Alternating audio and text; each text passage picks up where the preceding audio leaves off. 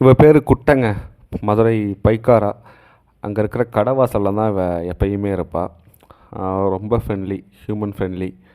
So தூக்கி அழகாக வச்சிட்டாங்க கூண்டில். இவளை கூப்பிட்டு நேராக நம்ம இதுக்கு போயிட்டோங்க, ஹாஸ்பிட்டல் போயிட்டோம். அங்கே நம்ம அனஸ்தீசியா கொடுத்து சர்ஜரிக்கு உள்ளே கூப்பிட்டு போயிட்டு நல்லபடியாக சர்ஜரி பண்ணி முடிச்சிட்டாங்க. கடத்தலையை பொறுத்த வரைக்கும் 3 விஷயத்த நான் சொல்லிகிட்டே இருப்பேங்க. ஒன்று வந்து காது கட் பண்ணணும், இன்னொன்று வேக்சினேஷன் போடணும், rabies vaccination and 7-in-1, 9-in-1, 5-in-1 ஏதோ ஒன்று வேக்சினேஷன் போடணும். அதே மாதிரி கழுத்தில் பெல்ட்டு மாட்டணும். ஸோ இந்த 3மே நம்ம பண்ணிட்டோம்னா இந்த பிள்ளைங்களோட லைஃப் கொஞ்சம் இன்க்ரீஸ் ஆகும்.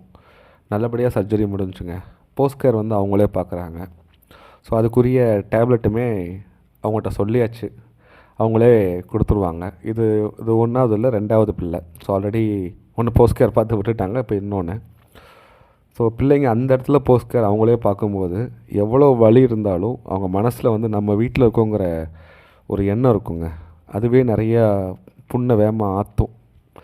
ஓகேங்க, நல்லபடியாக சர்ஜரி முடித்து போய் அவங்கள்ட்ட ஒப்படைச்சிட்டோம்.